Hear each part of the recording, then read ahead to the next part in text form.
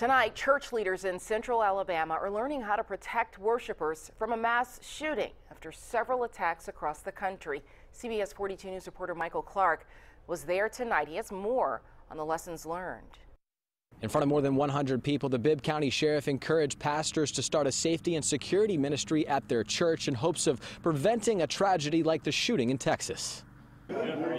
With welcome handshakes, Father, we love you, and folded hands in prayer, Tuesday night's gathering at West Blockton Baptist felt like a church service, but instead of a pastor at the pulpit, because a lot of times your problem is going to start in the parking lot, a sheriff with a very different message. Got a good shot at the person coming in that door. Bibb County Sheriff Jody Wade hopes to arm the dozens of church leaders in attendance with information. The area that we live in, very similar to Texas, that it could happen there, it could happen here. We're pretty much in the same type setting. With places once held sacred now becoming targets of attack, host pastor Matt Pope says it's important congregations have a plan. Most churches are focused on letting people in and welcoming the visitor, but we have to be on guard as well. The Bible says we have to be as wise as serpents, but as gentle as doves. It may use a degree of force. Preaching mostly from a safety and security binder, Sheriff Wade talked about coming up with policies, assigning members to safety teams,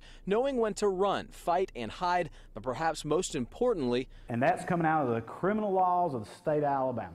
The laws that allow members to defend their house of worship. It may be just somebody that's greeting people out front, just kind of watching for a particular problem. And it may be all the way up to having people that are armed within the church ready to respond. Pope prays he never has to use the information, but he wants his church to be ready for anything. To see it happening here, it's just sad to see, because it becomes a possible stumbling block to people who are coming here for safety and for answers pertaining to the world.